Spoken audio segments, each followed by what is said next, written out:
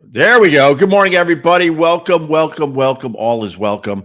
We're 500 feet above the streets of New York City, and wow, it looks very, very nice behind me. That's the island of Manhattan, and the sun is going to be popping in a little bit. And there you go. We're back to the city after a glorious Thanksgiving way out east at the ocean.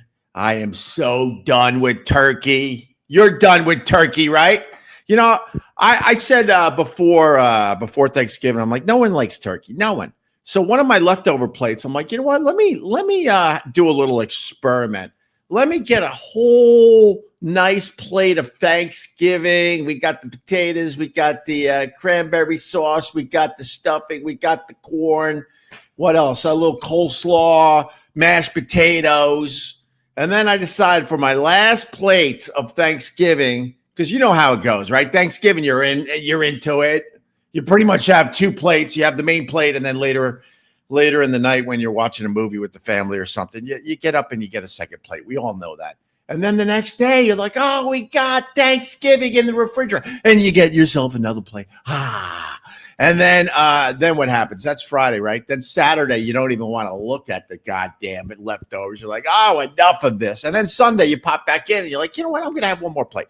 So my experiment was Thanksgiving without the gravy. And I'm here to say without the gravy, turkey stinks. But I hope you had a fine Thanksgiving. I had a fine Thanksgiving. It was nice to be with family and friends and blah blah blah. It was nice to stuff myself with turkey and have a good cry.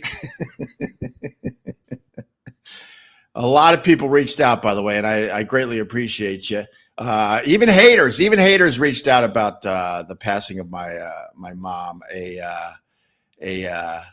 sad situation. I mourned the passing of my mom many years ago. So when she died, I'm like, you know what? This is a piece of cake. We got this. My wife kept checking in on me, and I'm like, I got this. You know the deal. And then I'm watching stupid Christmas Vacation with Chevy Chase. And I started bawling. It finally hit me. My Bobby's gone. Know what it was? It was stupid Chevy Chase, Christmas Vacation. He's in the goddamn attic. He's watching the family films. We now call them videos, but he's watching the family films of past winters and past Christmases. And then all of a sudden I'm like, what's that? Drip, drip, drip, drip, drip, drip, drip, drip, drip, drip.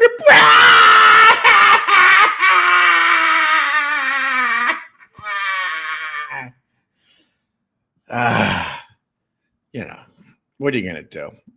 Mommy's gone. All right. What's up, Andy Vollen? Good to see you. We got EJ, morning. Hope you had a good Thanksgiving all the way from the UK. Oh, what's up, UK? Scott Watson from up the river. Ted Palawada. We got the PM. We got the triple. Guy is selling toilet paper from the movie now. The guy selling TP from the movie. I don't really. Okay. And Laban, what's up, Laban? Sorry for your loss. Thank you very much. I greatly appreciate it. But let's get right to the show. We got Ron the waiter checking it. What's up, Ronnie? Ron? Happy Thanksgiving, everybody. Oh, my God. Honestly, it sounds like Thanksgiving at the Hughes house was just fucking a big old giant waterworks. God, it sounds horrible. There's no crying on Christmas Vacation. Chevy, that one scene, stupid John Hughes was pulling out the heartstrings. Yeah. You didn't grow up in a traditional family, and even though my mom was broken, we had traditions, and we had a lot of good memories with the family. And when he's in the attic watching the old films of his own family on Christmas and winter, it got me in the feels, Rod. It got me in the feels.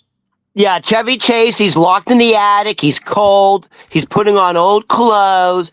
He gets the projector out.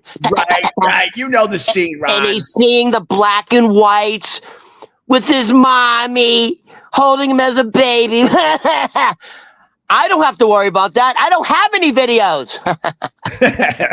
And it didn't help that I was wearing my Griswold Blackhawks jersey. I'm joking. That's stupid. Why would I do that? Why would I order a Griswold hockey jersey? Hold on, and question. wear it around Christmas because he has one in Christmas vacation. Hold on. Yeah. For Thanksgiving, like, were your brother and sisters there? No. It was just you. Yeah. Well, everyone has their own families, and we don't do the big, huge family get together. Although in the group chat, there was some chatter about maybe we go old school and do one of those giant ones. One of the problems is it would be like fucking, man, I don't even know, 40 people probably. That's a lot for someone. No, the reason I ask is I wonder if, like, did all of you cry? I assume, like, if all your brothers, do you think your other brothers sisters cried? I'm sure they had their moments. Oh, yeah, I'm sure they had their moments, but no. But I had a wonderful Thanksgiving. I had a wonderful long weekend. We went to the ocean. I was actually playing beach volleyball, if you could believe that. The wind died down one of the days, and we had a glorious day on the beach. Did you go to Philadelphia, or you were here? I went out east to the beach house. Long walks with the dogs, sunrises, sunsets right over the ocean this time of year. We went to see Zootopia 2 at a nice fancy movie theater. We watched a lot of movies. We played a lot of games. And Ron, know what I need you to do? Are you a movie watcher? I don't know if you're a movie watcher. Are you? We all watch movies. What do you mean? If I give you an assignment, could you watch a movie so we could beat the shit out of it? What?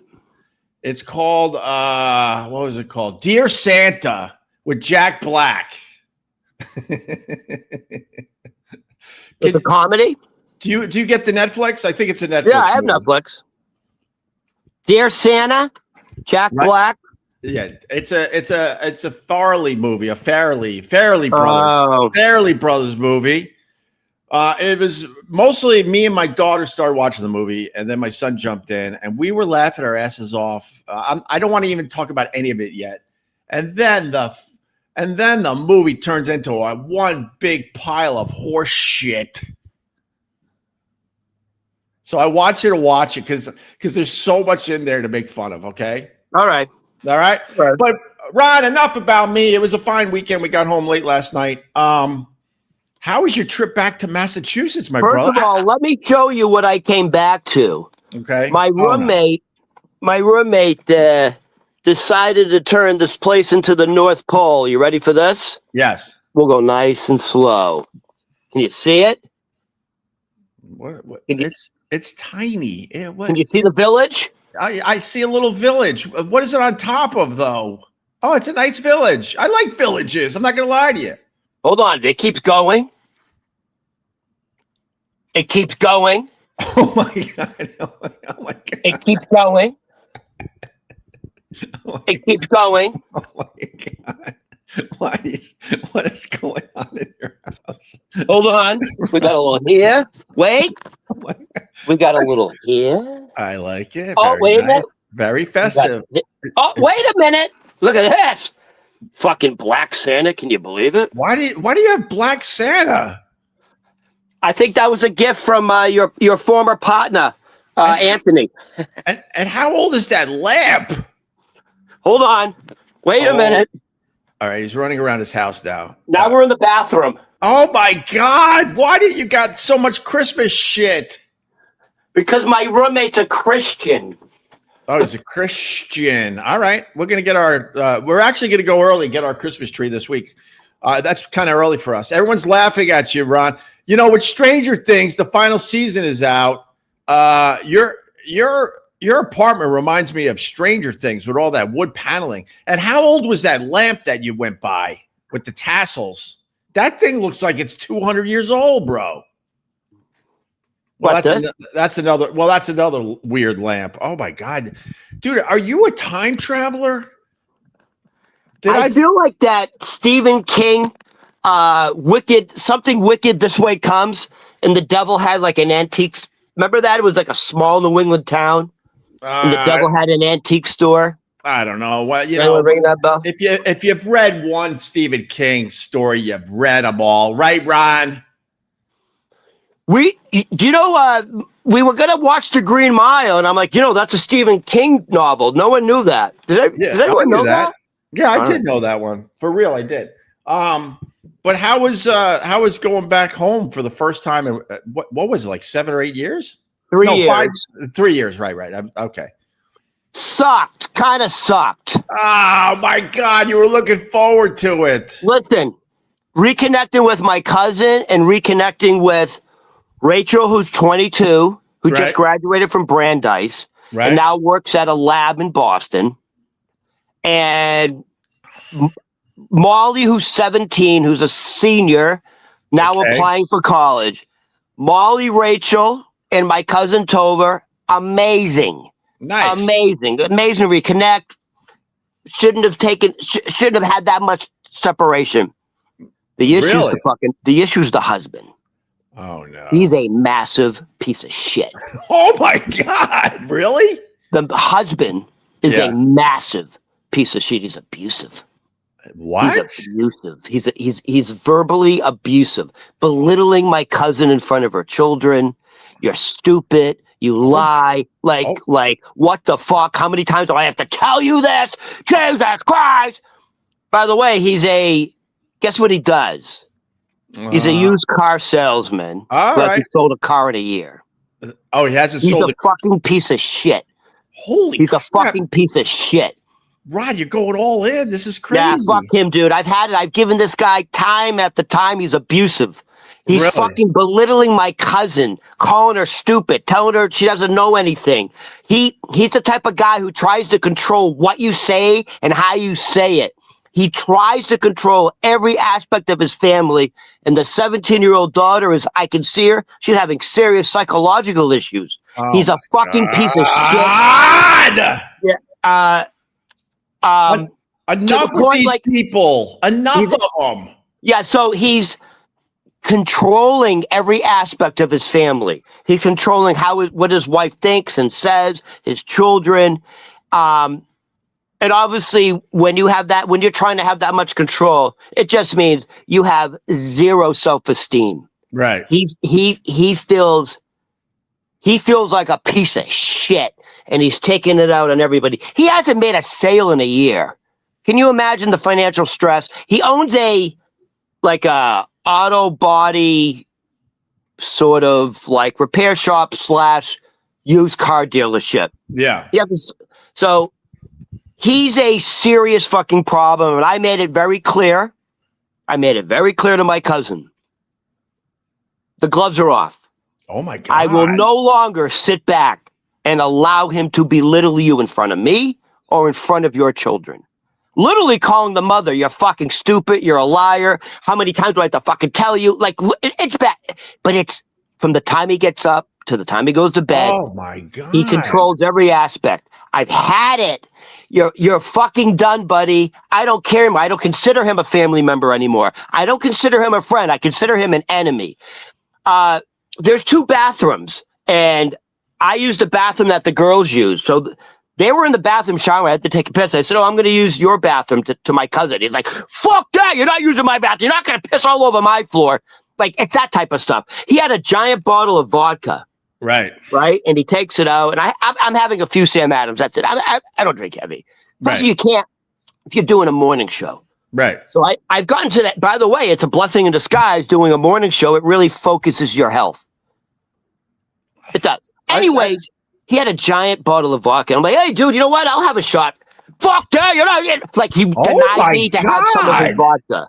Like, that set me off. I'm like, so you're getting drunk, but you're not sharing it. Like, he's a fucking piece of shit. Well, he's not. He's a fucking piece of shit. All right, Ronald. You gotta like. I'm sorry. Yeah, he's under my skin. No, it's okay. You just gotta be. We just. I understand. We always have to be careful. But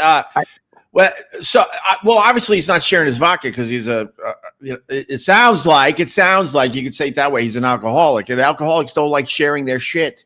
Go get your own shit. This is my shit. It was a big fucking bottle. And then I see him like when he's pouring the vodka, he pours it in like those coffee thermos mugs. Right. Fills it with shaved ice. Literally, I see the vodka go bam, bam, bam, bam, bam, bam, bam, bam. Takes it. Then he's adding 2 other liqueurs. Then he adds Bailey's, and then he adds a Kahlua. So you're really getting triple the vodka, triple the alcohol. Right.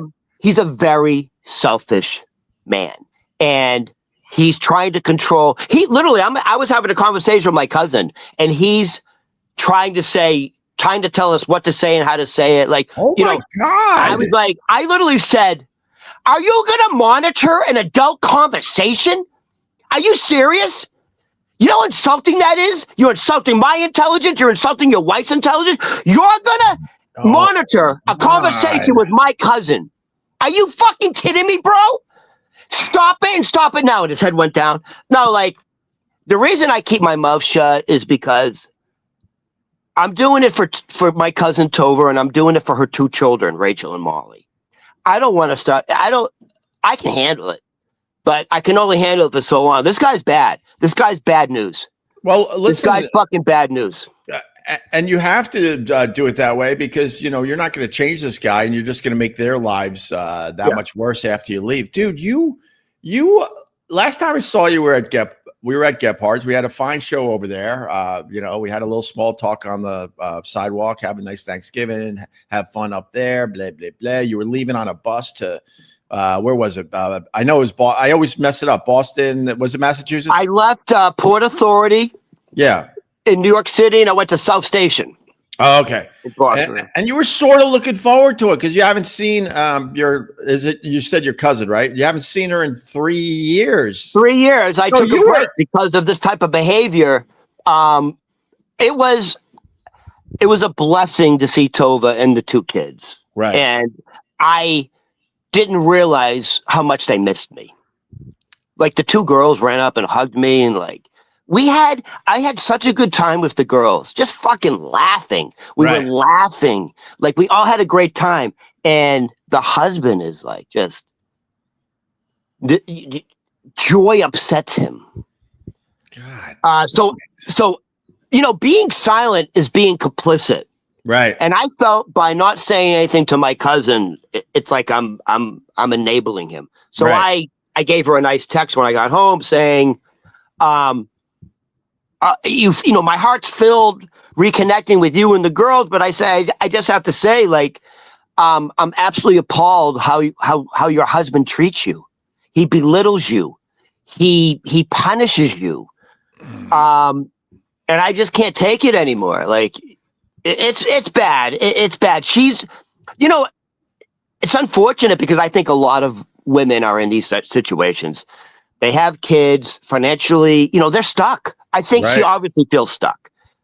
Financially, they have one daughter that's a senior going to college. They have another daughter who just graduated college. Financially, you can tell, you can see some of the life has gone out of her. Oh my God. It sucks, when you have to settle and you're in a joyless marriage, that sucks.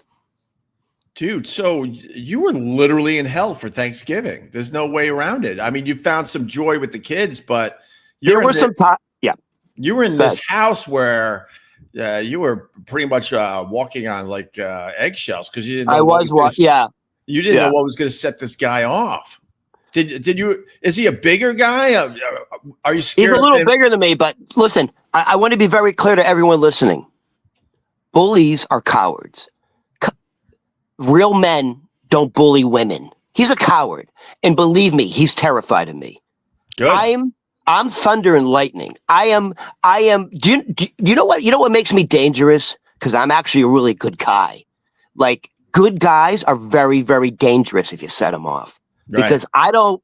My state of being is I'm content. I'm a content person, and I work at that. So if I'm angry, it's for real. It's for real, dude. I'm not a pussy. And I'm trying to respect my cousins. I don't want to cause more havoc for her. Right. But I've read between the lines. We've known each other a while. How many years now have we known each other for real? Off and on, like 5, 6? No, Carl's before been, COVID. I met you through Carl. For the people that don't know the backstory, the only reason I know Ron is because me and Carl did a pop-up at Pete's Tavern, and Ron was our literal waiter. That's why I call him Ron the Waiter to this day. Right. And he fucking crushed it. And then outside the restaurant, Carl said to me, I have to say this. He goes, oh, my God, you're going to replace me with Ron. Yeah. I'm like, you're crazy. And then He you goes, "Dude, fast you're gonna take forward, my and I job." replaced Carl with you, but because of other reasons, obviously. But Oh, that's funny. I did replace Carl. I get, yeah. But wow, Ron, you gave me a lot there. Yeah, I know. I've known you a long time is the point here, probably about 7 years. And I've read between the lines with your upbringing and all that. And I'm like, this Ron, he's fun to make fun of. He takes a good joke. He could give it back. Looks like he just loves life. But I always knew, don't cross Ron because he will rip your fucking heart. That's true. Only because I believe it, bro. I believe it. Yeah, only because I don't want to. So if you get me to that point, right, game's over for you. Game's over for you. The Hebrew ham has come out, baby. I like that. You know what, Ron? I want to give you a big hug because I think you actually helped me with your story. Because I look back at my childhood and my mom and all that. I'm here to say, I am here to say it was never that bad. What you just described in my house, it was never that bad. I think you helped me a little bit this morning with your story. I'm just shocked that he feels that he can literally belittle his wife in front of me, in front of his children, and then think there's no issue with it. He's highly abusive, and I made it clear to my cousin, like, you're an abusive relationship, man. And well, the problem is, I was going to say the problem is that let's just speak with about the women today. There are a lot of women in bad marriages. They can't get out of it. Financially, you can't get out of it. You can't. And right. And I just want to say, it's not physical abuse. It's psychological. Right. At one point, Tony, the husband, kept berating my cousin because something she did in the kitchen, they're making, she did something with the stuffing, whatever. He's like, God damn it, I told you, and now you have to lie to me about it. And he kept going, and I'm like, Tony, what the fuck? 10 minutes over this? What do you want to get out of this? Do you want her to go on her knees? And my cousin Tova goes, no, he just wants to punish me. She's making Thanksgiving for him. I would together. bet, they're cooking it together. Yeah, it's horrible. Wait, was he in the kitchen helping? They're in the kitchen doing stuff together, and he berates the children. He berates her. He's perfect. No, it's really bad. It's That's the terrible. guy. He's almost 60. He's in his late 50s, and he has the mentality of a teenager. He hasn't grown. He hasn't developed as a human. He's highly toxic. He's highly abusive. Right. Was your cousin crying and stuff? Was she kind of in the corner? Okay, so at one point I see her or she just numb at this point. I think she's numb to it, and I said to her, I think you've normalized this. This ain't normal, Tova. This ain't normal. So the next day, Friday morning, he sleeps late. So we're up early, and I'm like, the first thing I said to her is dude, is he like this all the time or just because of the holidays? And she said, Ron, leave it alone. Oh my God. Yeah. And then I tried to bring it up again, and she goes, we all have our issues. And I'm like, oh my God, she's making excuses for him. Well, she probably has no choice. It's probably the lesser of two evils, Ron, sadly. Yeah. And and unfortunately, you know what you know. When you're in a bad situation, your baseline is your baseline. It's what you know, unfortunately. There's probably a better life out there, but how do you get there? Yeah. How do you get there without a lot of work? I wish she could know and feel what true support and love feels like, because it's like they work for him. That's how he treats them. They're his workers. And if you don't do exactly what he says, he literally yells at you. Oh my God, dude. No, it's bad. It's bad. He's a piece of shit. and he's a coward for treating women like that. And he's not watching, but Tony, you're a fucking piece of shit, bro. Oh my God. Okay. No, and I made it clear. Right. If I ever see him berate my cousin again, I'm going to confront him. That's all. All right. You got to be careful. YouTube has serious rules. Trust me. There's people I would love to say exactly what you're saying to some people. You know what it is? You try to be respectful for your cousin and for your nieces, because they have to live there. I don't live there. I come and go, So people are saying tough guy. No, Ron is a tough guy. I wouldn't mess with Ron. I wouldn't mess with you in the end, Ron. Yeah. Hey, I guess. Speaking of Thanksgiving, not so it's such a heavy thing. Well, I just want to, if you're moving on, I just want to say this. I think it's really important that you stay in touch with your cousin on a regular basis and all that, obviously. Okay. I'm not going to allow him to separate me from my cousin and my nieces. No. He's going to have to deal with me, bro.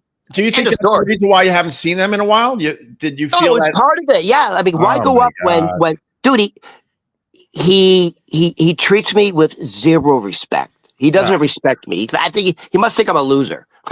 He doesn't understand who he's dealing with. And I'm only biting my tongue because he's married to my cousin. Otherwise, this guy's fucking dead meat. I like that. All right. Yeah. That's just, all right. It's a phrase. I don't mean it like that. Yeah. I know you didn't mean it like that. Okay. You said on a lighter side about Thanksgiving. So do you know what the cousin walk is on Thanksgiving?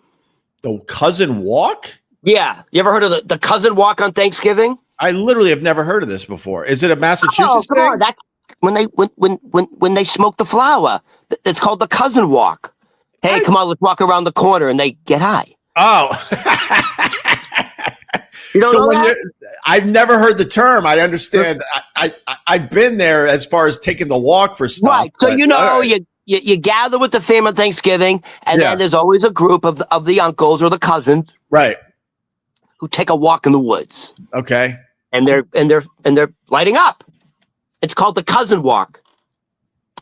So the cousin walk. So the day before Thanksgiving, it's called the cousin walk buying. The day before Thanksgiving is the second busiest day of the year for cannabis sales. Oh, really? Would be the first? What's the number one day for cannabis sales? That's easy. New Year's No. What do you mean that's easy? Oh, 420. There it is. 420 is the number one day for sales. That right below it, very close. They call it the cousin walk day. And that's the day before Thanksgiving where everyone's loaded. Why? Because everyone's loading up, going to the family. Right. That makes sense because you got to deal with a lot of drama at these big get-togethers. So you did the cousins walk with your cousin and did the I just saw that stat. All right. Well, it's funny you should come back from Massachusetts with these stories because me talking openly about the passing of my mom. Wow, the amount of people that reached out saying they could relate. I shouldn't say I was surprised, but I was surprised. I actually was surprised because I know there's a lot of people out there that deal with like toxic people in their lives or in their families. And then I read a stat that, do you know that a third of us have serious problems with people in our families?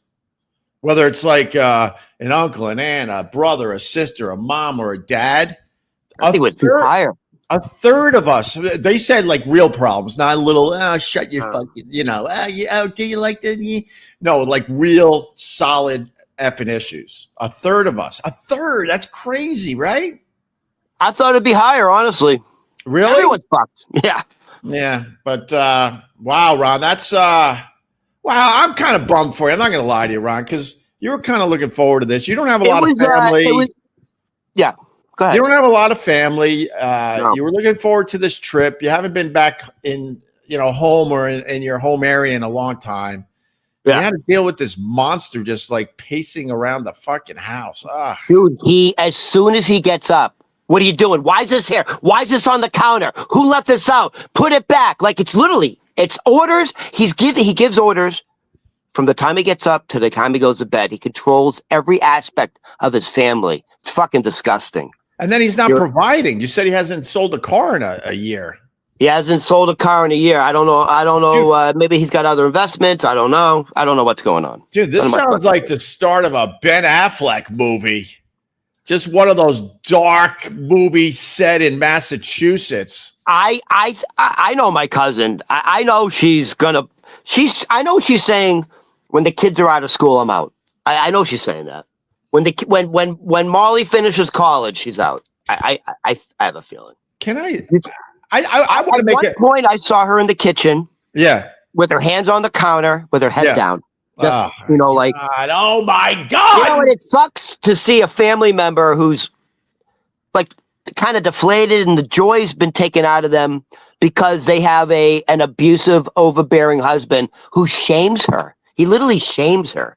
Can you imagine shaming your wife in front of your children or in front of other family members? She would knock my teeth out. Are you kidding me? Exactly. Yeah, she's and I have to say it's something I just simply wouldn't do anyway. Right. But she would deal with that. But I want to go back to your point about I want to make a blanket statement, obviously, because I guarantee people would go, you just have no idea. But I think staying with somebody that's abusive like that for the sake of the children, what are you actually doing?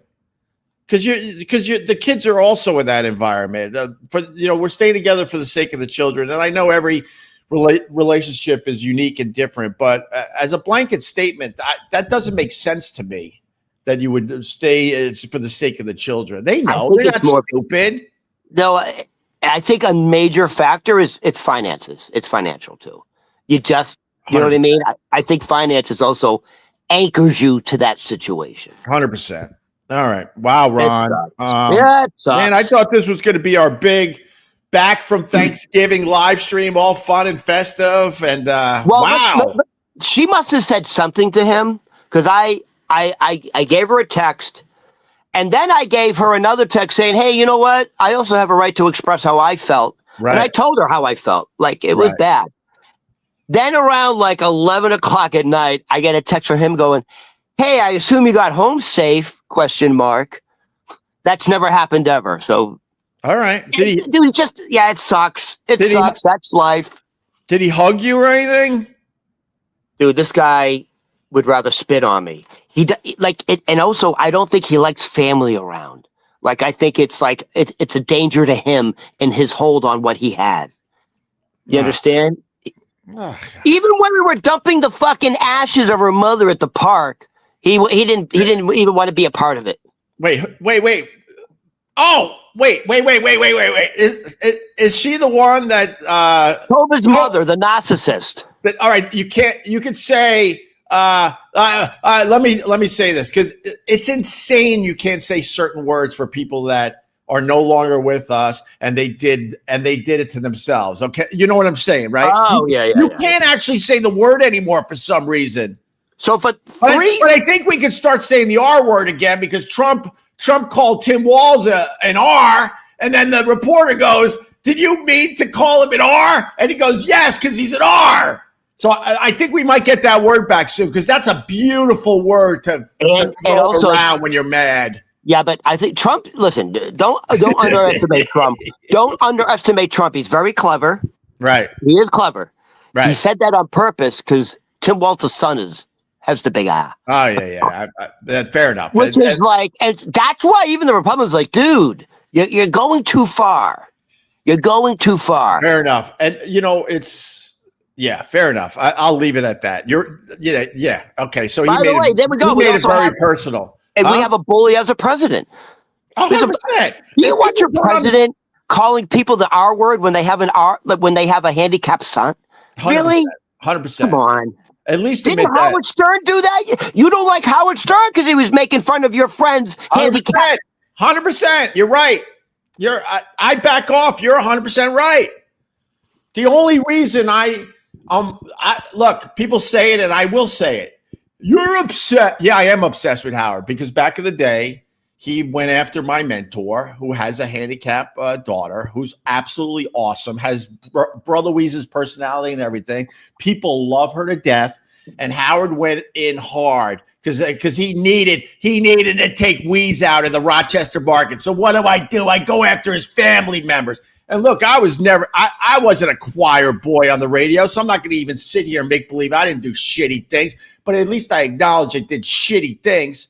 So, yeah, that's where the obsession with Howard started, if Howard needs to know. Him going after Weeze's daughter.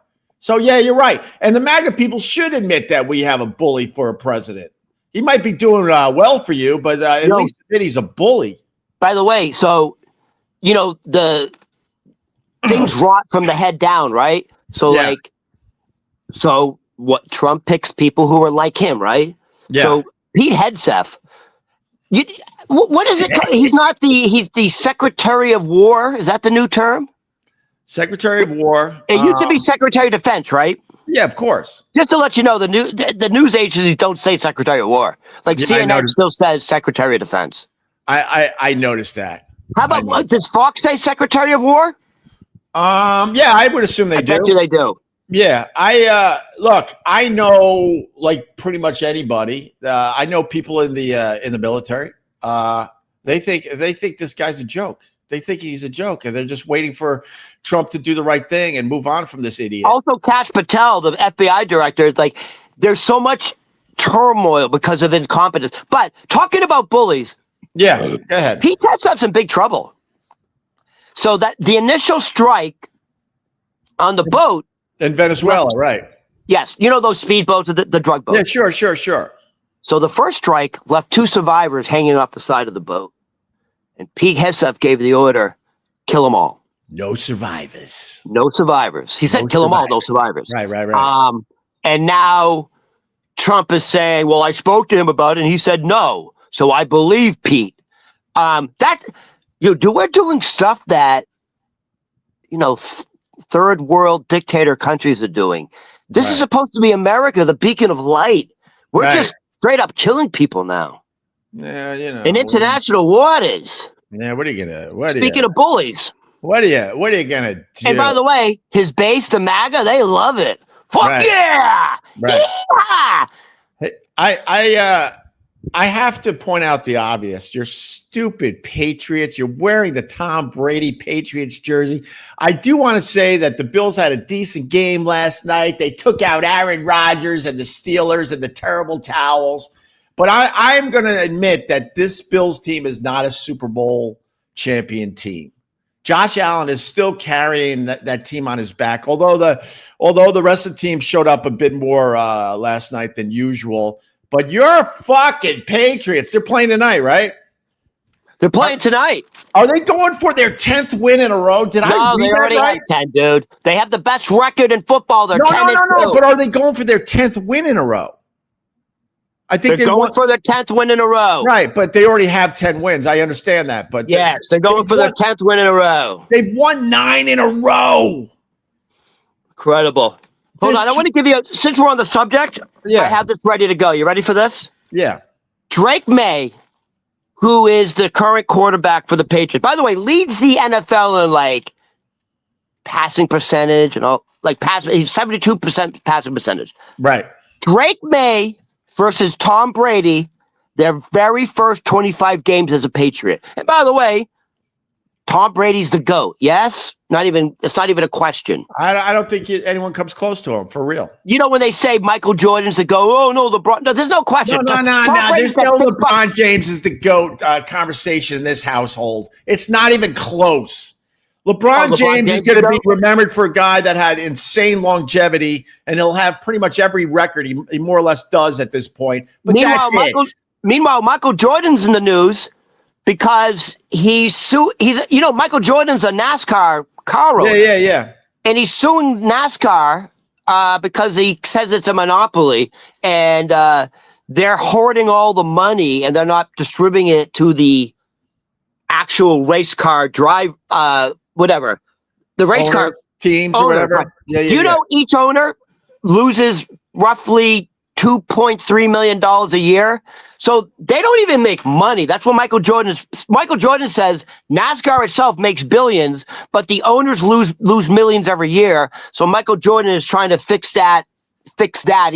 He's going to court. No offense to the GOAT, but there's a bunch of good old boys that run that whole NASCAR thing. You ain't touching that shit. Yeah. You ain't touching that shit. Just like they're not crazy about black owners. They're not crazy about black drivers. Just like the NFL owners, you ain't touching their little group. No. So Drake May versus Tom Brady, the first 25 games, and just remember Tom Brady's in their careers, right? But can I preface this by saying, because I think it's fair to say, Tom Brady didn't set the NFL on fire in his first 25 games. We all know that. Is that fair to say? Oh yeah. He had a little bit of this. He ramped up to where he would end up. First of all, 25 games is like 2 seasons. Yeah, more or less. Here's the stats. Tom Brady versus Drake May, their first 25 games, essentially 2.5 seasons. Right. You ready for this? Right. In the first 25 games, Drake May's completion percentage is 68.8. Jesus. Tom Brady's was 64.6. All right.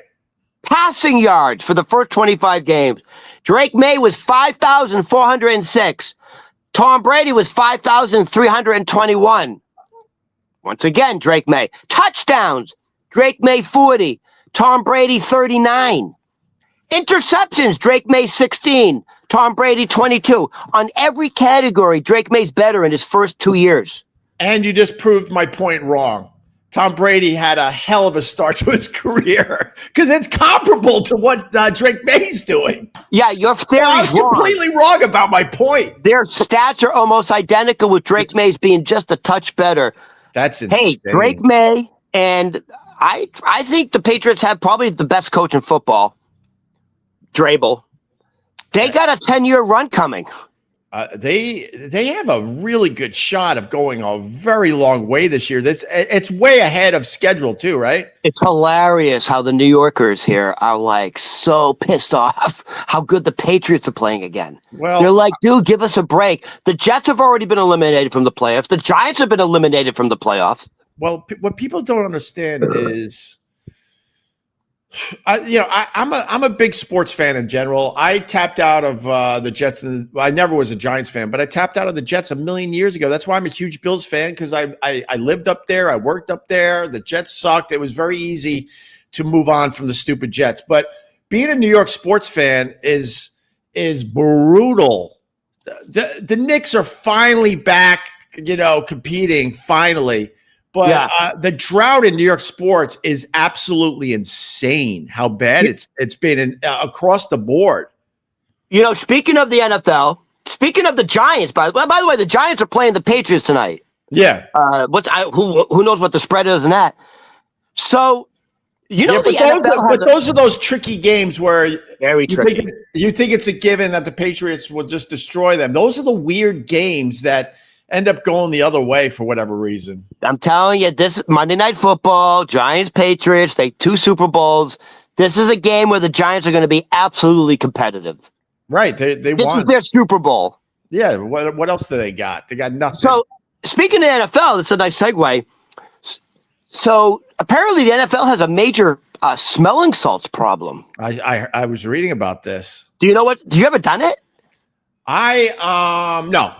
I was thinking about it because we've done a lot of crazy. No, I've never done it for real.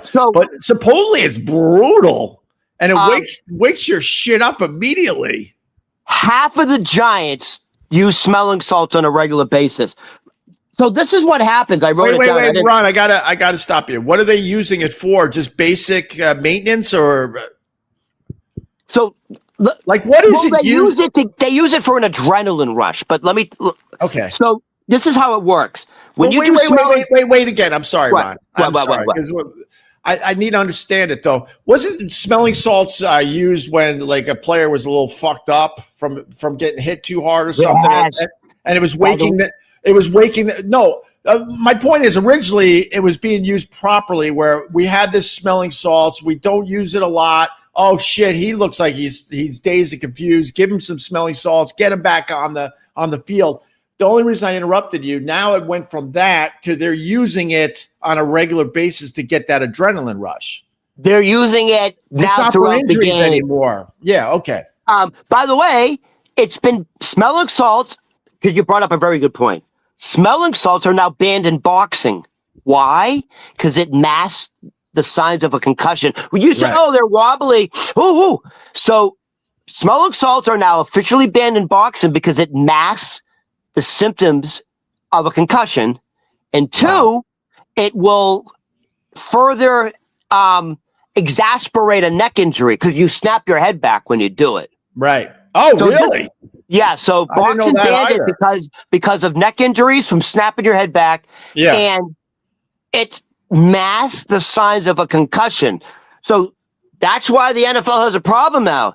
You don't know if they have a concussion or not because they may be wobbly, just like you said. Hey, they're wobbly. So let's snap them out of it. They get snapped out of it maybe before they get examined.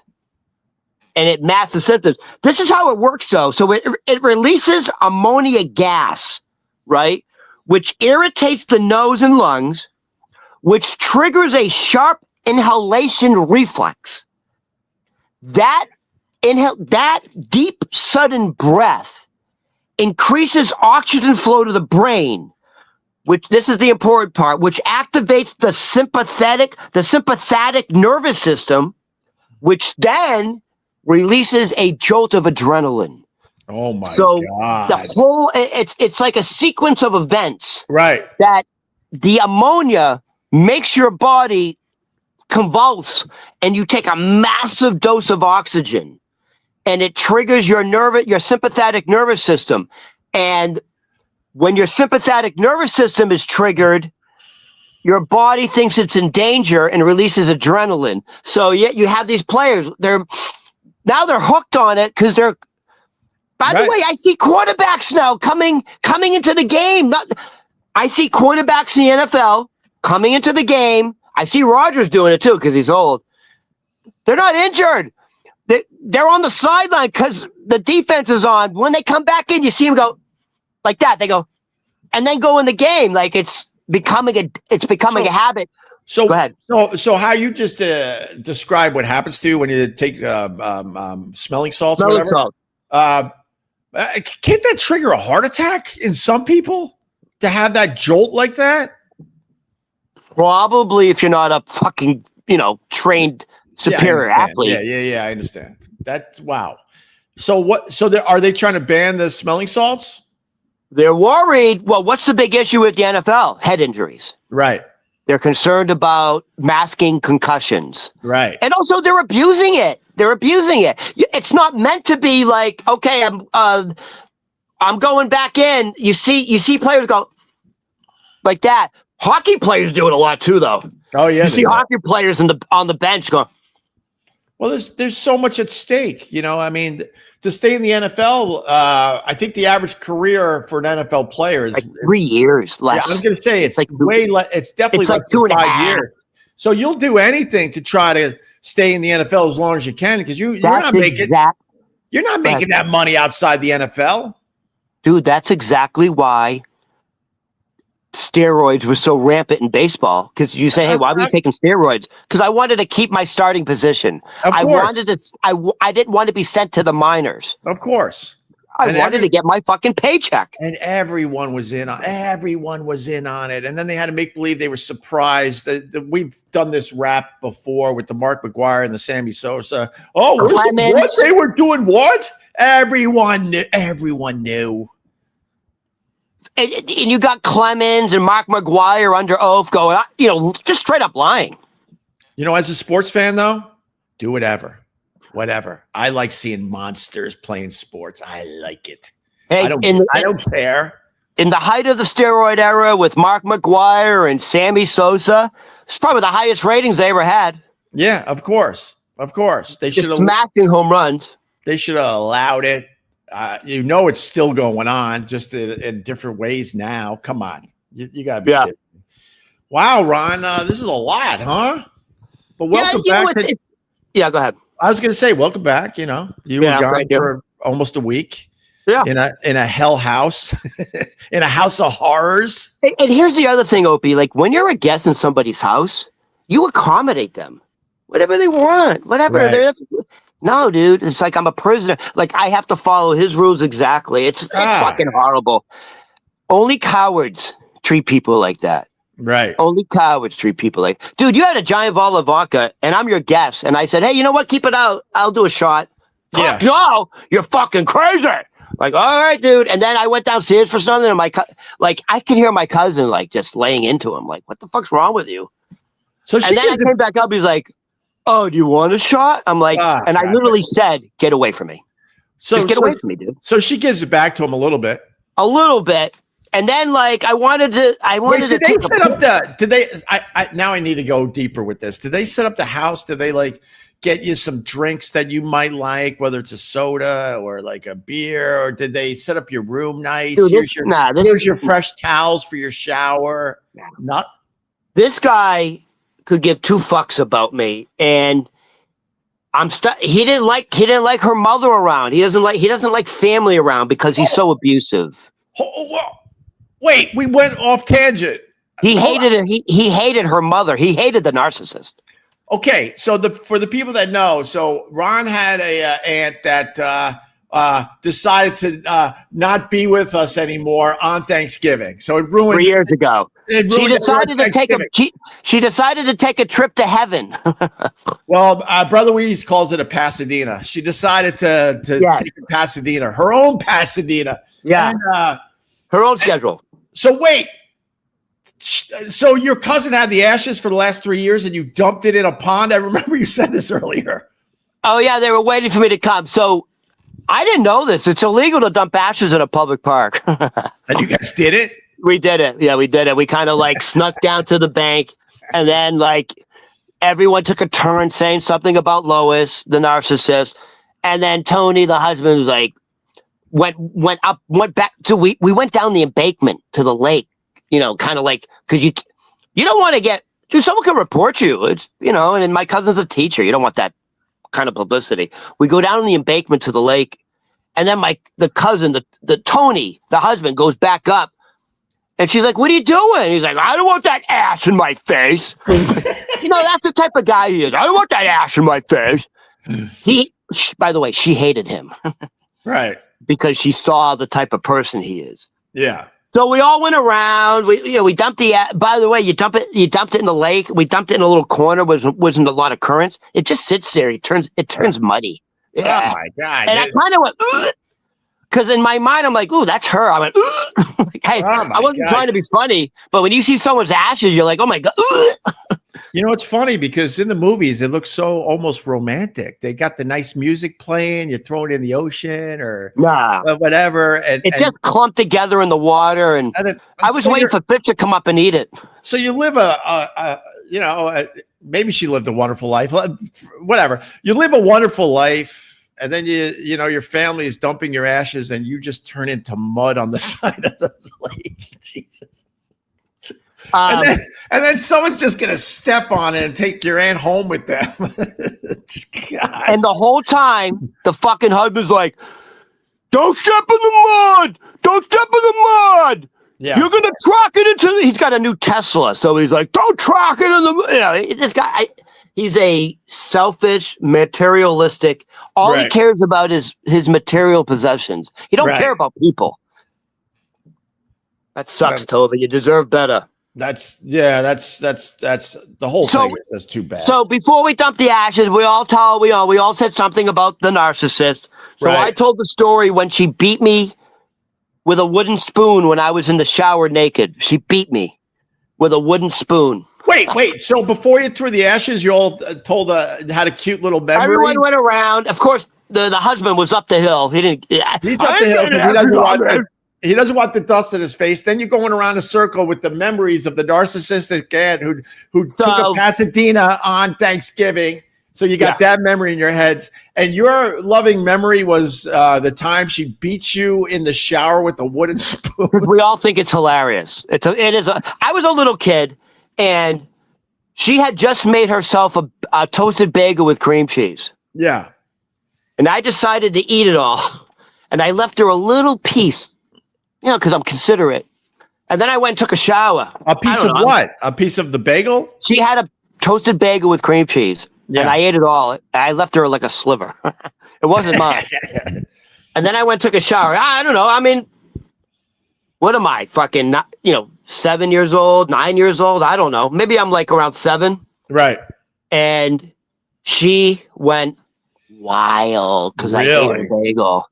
She fucking opened up the curtain like wild-eyed and had this wooden spoon. You motherfucker! You ate my bagel! Yeah! Yeah! Yeah! All we did was laugh about it. It's not like she hurt me. I mean, she looks like the psychic in Poltergeist. Literally. Oh, short, no kidding. fat, and round like my father. Right. Beating me with a wooden spoon because I ate her bagel and cream cheese. That's the story I told. Yeah, that creepy. He also taught us how to pick seeds out of her flowers. Okay. Because she used to sell it. And also I talked about how she's the first person to introduce me to African men. She used to because as kids, we would, in the mornings. Are you admitting something here today on the live stream? No. Oh, so she would take fucking African men home from the clubs, and like all of a sudden in the morning, there'd be like this fucking big Kuta Kinta walking through the kitchen. Hi, Lewis, with a fucking heavy accent. I can't. What's that? Rwanda? No. Was it Lamar? Was his name Lamar? He did look like he was married to a Kardashian. Yeah. So in the morning, you would see like these fucking African men. Oh my God. Leaving her room. Were they like in the what was the movie? The Animal House? Do you mind if we dance with your dates? Was it like that? Where are the white women at? Where do white women at? She liked them dark. All right. Well, wow, Ron, that's a hell of a story. My God. Let's I say we start wrapping up. This is a good welcome back live stream. That's for sure. My God. Yeah, it's unfortunate, and I think my cousin, is worried that I'm not going to come back up. I told her I'm going to come back up, and I told her the gloves are off now. I ain't holding back. If I see him, laying into you, I'm going to inject myself. He lays into me, I'm going to inject myself. Do you really want me to come up? That sounds like God, it's horrible. Were you guys watching any like holiday movies or anything? Was there any good moments with everybody? Like, did you play? We watched the new Superman movie. It wasn't bad. Okay. And then I got them hooked on a television series. What show? So they were talking about how they loved the show. It's Always Sunny in Philadelphia. Love it. Started watching it again from season 1 myself. But go ahead. So the girl who stars in it, yeah, she's in a new. Hold on, I'm gonna sneeze. She's in a new television series. Right. She plays like a heavy, like a detective, and she's not even really funny in it. It's a great show. It's called Special Person. Something. She has an IQ of like 163. Yeah. Here's the premise of the show. She's a single mother with 2 children. She has an IQ of 163. She's they're actually people they're called like hyperhumans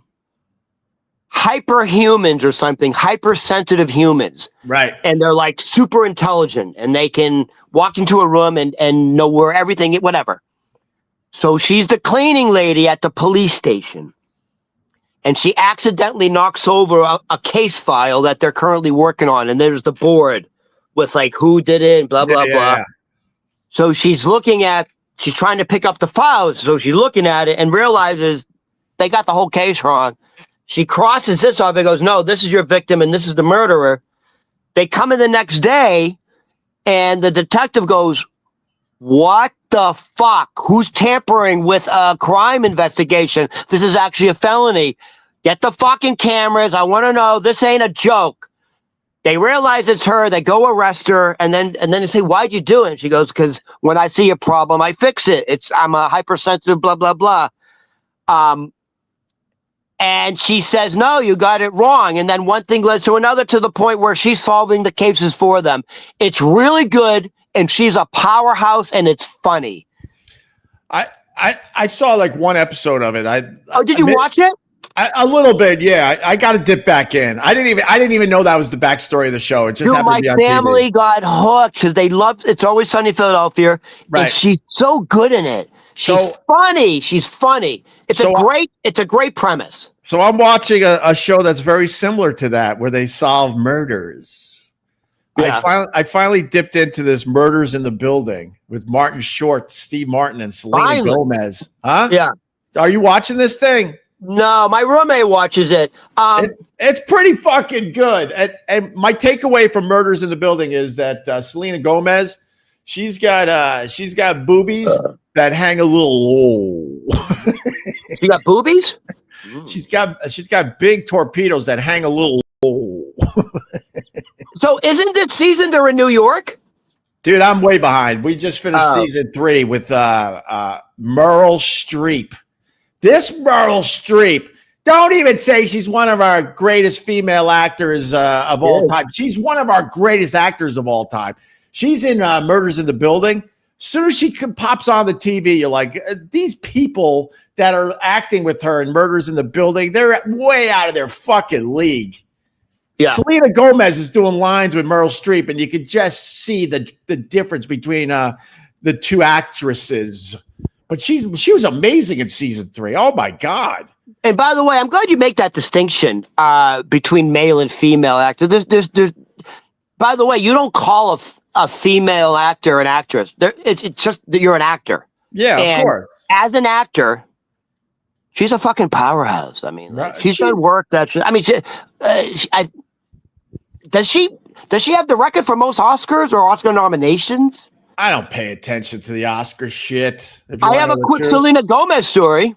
You do? Yeah, let's end with a Selena Gomez okay, story. Here's the Selena Gomez story. I'm still working in season 1 of Murders in the Building, some people say it might be because of the medication she's on. She has this voice that's very monotone, and she's supposed to be young and fun and funny, but she talks like this the entire show. Hot. She's hot. But she's all right. But some people say it's because of possibly some of the medication she's on affects how she talks. She has a serious medical condition. I know, but by season 3, she was talking way more normal. But in season 1, I couldn't get past the Selena Gomez talking. We got a murder in the building. She's kind of like Jessica Simpson. She's an incredibly, or Jessica Alba, actually. She's an incredible businesswoman. I think she's worth $1 billion. Well, and it's through her businesses. It's her show, Murder in the Building. Exactly. Well, she's the executive producer. This was her creation. She's the executive producer with Steve Martin and Martin Short. Martin Short has a line in this show. Oh, I got to remember the exact line because I don't want to wreck it. Martin Short is amazing. Why wasn't Martin Short way more famous than he was? I know he had the Three Amigos and he had the Click character and all, but this guy should have been in a million fucking comedies as the lead. He is unbelievably funny. Just walking onto the set in this stupid show, he's hilarious. My favorite Martin Short movie, and maybe because my name's in it, right? Captain Ron. Oh, right. Captain Ron. All right, tell your Selena Gomez story. I am listening, but I'm trying to find this one line from Murders in the Building. And I don't know if I'll be able to find it, but go ahead. I'm still working at Pete's Tavern before I had the incident in the bathroom. Right. And before anything happens, and I knew he was Israeli because I used to live in Israel and I speak Hebrew. This fucking Israeli guy comes in, and you can tell, like, oh, this guy's like, he can handle himself. He's the head of security. He's Israeli. There's one Israeli guy, one white Israeli guy. He comes in with another guy, and they scope the place out. And then he asks to speak to the manager, and he's like, listen, we're bringing in Selena Gomez and The Weeknd. They were dating at the time. Right. They scope out the place. So the head of security for Selena Gomez, it could have been for The Weeknd. I don't know. I think The Weeknd's even bigger than her, dude. The Weeknd's huge. The Weeknd is bigger than Selena Gomez, you think? You think so? As a record, I honestly he's don't a know. massive. He's a recording star, and I think he has the #1 song out now. Anyways, Go ahead. Sorry. I don't know. So now the head of security, who's Israeli, probably special forces, all of a sudden, before Selena Gomez and The Weeknd come in, 3 giant, and when I say giant, 3 giant black men come in. And they say, okay, they make a perimeter at they're sitting across from the bar in the booth that O. Henry wrote The Gift of the Magi in. They're sitting in that booth.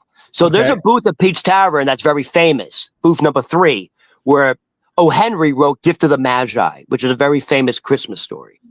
And he also wrote Gift of the Magi is a very famous Christmas story. So anyways, they do the perimeter of the booth. And then all of a sudden, Selena Gomez and The Weeknd come in, and they drank Shirley Temples, they had burgers, and then The Weeknd has his personal security guard go to the manager and go, hey, listen, where's the bathroom? I need to check out the bathroom first. So they take him downstairs to the public bathroom. He goes, this ain't going to work for us. I need a private bathroom for him. Oh my God. And they're like, well, there's also the speakeasy room upstairs where there's another dining room upstairs that has its own room and bar. And then there's bathrooms upstairs. Right. That's where like Johnny Depp and Keith Sutherland do their Christmas parties. So he goes, no, that ain't going to work for him. He needs a private bathroom of his own. So they take him upstairs to the bathroom upstairs. The bathroom I was in. If you know, you know. Same bathroom, by the way. If you know the Ron the Waiter story, oh my God! And by the way, here's the other thing we both have in common. We both did. Okay. All right. So he goes upstairs. I'm not joking, dude. Almost a half hour. And the fucking giant black guy is outside the door like this. When The Weeknd went up the stairs to the bathroom, he didn't have a hat on and he didn't have glasses on. Right. When he finally came down, he was coming down the stairs going like this. He all of a sudden he had a hat on and he had giant black glasses. And then you hear while he's coming down the stairs, they didn't say The Weeknd. They're like, the subject's leaving now. The subject leaving. They didn't say subject, but they didn't say The Weeknd, but he's coming now. He's coming now. Get ready. He's coming now. Right. And then all of a sudden, like 3 SUVs, I don't know where they were, fucking pulls up. Then fucking The Weeknd's coming down the stairs. Then they usher Selena Gomez out of the booth. The Weeknd comes back into the bar. And they open up the side doors, which they asked to open up the side doors. Right. And they pulled that black SUV right up to the side door, opened up the fucking doors, and said, hold on. Wait, it's not, I hear them say it's not secure yet. So apparently paparazzi, they listen in. Right. Dude, there's paparazzis on these fucking mopeds. Yeah, I don't know how they knew it, but all of a sudden they knew Selena Gomez and The Weeknd were at Pete's Tavern. By the time they left, there were 30 paparazzi outside. Sure. So all of a sudden they go from the side door to the fucking SUV with the fucking doors open. Like it was the president. There was so much security. And that's crazy. And we all 100% believe The Weeknd was upstairs doing. You know, he has a song called I Can't Feel My Face. Right. You know what that's about, right? Of course, yeah. So, yeah, he was upstairs. He was upstairs getting his groove on. Well, Ron, you were great for an hour. Now it's over. You were great for an hour.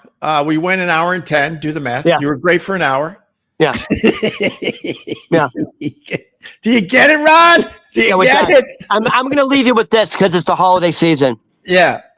You know Mariah Carey's "All I Want for Christmas Is You"? All I want for Christmas is you. You know how we talked about for Friends, each cast member still makes about $20 million a year in residuals? When you told me that, it drove me By the way, it's even more for Seinfeld. Like Seinfeld drove me nuts. They all okay. So if I and Anthony, obviously, if we owned Opie and Anthony material, I wouldn't be doing this every morning. No, actually, I like doing this. Go ahead, Ron. Speaking of residuals, yeah, every fucking Christmas, if you play her song on a radio, I video, don't do this to me. Okay, she makes on average $3.5 million every fucking year for that fucking song. For one song, she's making $3.5 million. Harborfield's own, bitches. That's why I'm number 2 in the pecking order of famous people that went to Harborfield's high school because of Mariah Carey. No one's touching that spot. Dude, and Nick Cannon left that. He left money. So no, Nick Cannon does all right for himself. He does fine. He thinks he's a comic. He's not, though. He's not that good. I could tell you a song that's better than Mariah Carey. Simply having a wonderful Christmas time. Simply having a wonderful Christmas time. Paul McCartney. What's your favorite Christmas song, Ron? Even though you're Jewish. My favorite Christmas song is "Oh Hanukkah, light my menorah." I don't know a Christmas song. Oh, I do. Here's my favorite Christmas song. I'm Mr. Heat Meisner. I'm Mr. 101. There you go. That's a good one. All right, let's go, Ron. Hey, I'm going to be in your neighborhood later today. So, where are you going to be at? This afternoon. I still have 2 passes left. I'm going to go to one of the most exclusive health clubs in Manhattan later today at the Jewish Community Center. I'm going to be swimming with 85-year-old hotties. And naked dudes. I'm going back to Cocoon, baby. Listen to me. I told you last time. I said, next time you're in my neighborhood, you got to look me up. So how about we meet at the diner? I'll tell you what. I'll text you when I'm done. And if you're around, you're around. I'll be around, Ron. What time are you going to be? Who knows? Around? I don't know. All right. Afternoon. I'll let you know. Let's go meet at the diner. Or we could grab if Matt's here, we could grab a bite. No, let's leave Matt alone and me and you will go to the diner. I got a good diner in my area. I love a good diner. I'm a sucker for a good diner. All right, good. All right, this is my buddy Ron Berman. And I'll see you in the morning, right? Well, we Tuesdays with Ronnie.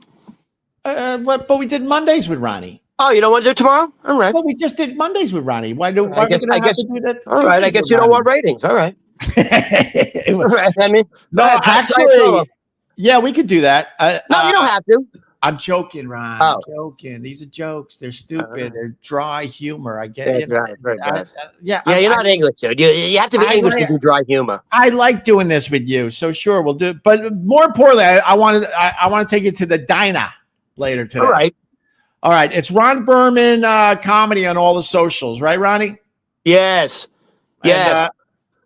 And you know what we should be doing too is we really need to make an effort and put up a video and comment on it. Dude. For the fans. Dude, I have a video of Bill Murray walking out on Howard Stern to take a piss. So how about tomorrow what the hell? How about tomorrow we'll play a couple of these videos? Because yes, to take you inside the process, Ron's been sending me videos. He's got a great one of Bill Murray on Howard Stern. The Theo Von Joe Rogan one, don't say what it is amazing. And I did find the Howard Stern playing basketball video. So that's the one we need to do tomorrow. All right. Oh shit! I might have a surprise for you too. Fuck. All right. I knew today would be just like a quick catch up about Thanksgiving and my mom passing and you going up to Massachusetts. So, but I think I have a surprise for you too. Maybe as early as tomorrow. We'll have to wait and see. But Ron, I'm gonna take a serious moment. Your horror story from visiting your cousin I'm not going to lie to you. That's why I think I open up about like my upbringing and putting up boundaries and all that. Hearing your story of your cousin, I think it actually helped me today. Because what do you mean? Like, hey, I guess I don't have it that bad? Is that what you? Well, yeah, I think. Oh, yeah. No, I think that's important for people that go through shit in life. You realize that people have it way worse than you. I had I'm not gonna sugarcoat it. I had a tough upbringing with my mom. She meant well. She tried her hardest. I know she loved us, but this dark cloud that followed her everywhere she went, it just sucked her in, unfortunately. But after hearing your cousin's story, I'm going to turn this off going, you know what? That fucking helped a bit. And sadly, it did, though. You know, it just sucks. Like, you go to your family and you want to be embraced with love and support. Right. And all you're doing is you're being ridiculed. And it sucks to be around people who don't like you. Right. He finds me as a threat is what it is. Right. That sucks. All right, Ron. All right. I gotta go. All right, everybody. Have a good day. I'll see you at the diner later today. I'll see you at the diner, and we'll see everybody tomorrow morning. Yeah, we start earlier these days, guys. So set your fucking alarm clocks. We start at 6 a.m. now. We start early for you, so you can listen to us on your morning drive. So you understand to work. You understand. So you can say, you want fries with that? Well, for the people that don't know, the live stream is like whatever. It's nice that people get to watch it and all that, but we get so many more people listening to this on the podcast, Opie Radio. So many more. This is like numbers are okay. They're like whatever, but that's why I rush out of here. One, because I want to be there for my kids and get them ready for school, but also because I'm trying to get this up on Opie Radio as soon as possible so people could download it for their ride. We get way more people listening to this through the podcast feed. Don't you want to listen to us when you're stuck in traffic? The soothing sounds of Ron Berman and his nasally voice. Go, Ron, go. Bye. All right, bye, everybody. Bye.